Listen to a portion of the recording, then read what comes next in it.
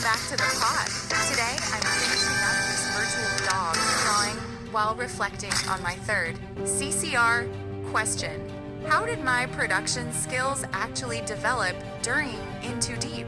In the beginning, I was basically a point-and-shoot filmmaker. My framing was pretty standard, but as I got deeper into the project, I started understanding composition as a storytelling tool.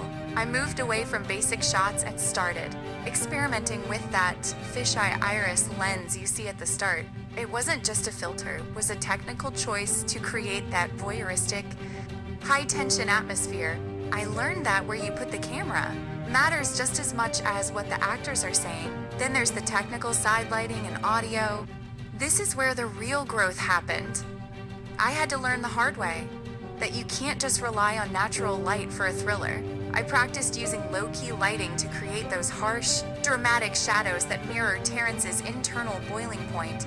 And sound? That was a whole different beast. I went from ignoring background noise to intentionally layering diegetic sounds like the heavy breathing in the car engine to build anxiety. I learned how to mix those with a non-diegetic score in post-production to make the final product feel professional and cinematic rather than just a school project.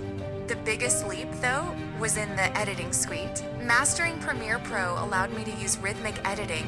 I learned how to time my cuts to the heat of the argument to make the audience feel that same trap the characters were in. I also experimented with color, grading, specifically desaturating the final car scene to make it feel cold and hopeless. Seeing the drawing come together now reminds me of that process, starting with a rough idea and refining the technical details until it's a finished piece of media. I've definitely moved from a beginner to a much more confident creator. Thanks for listening, and here's the finished pup. Catch you later.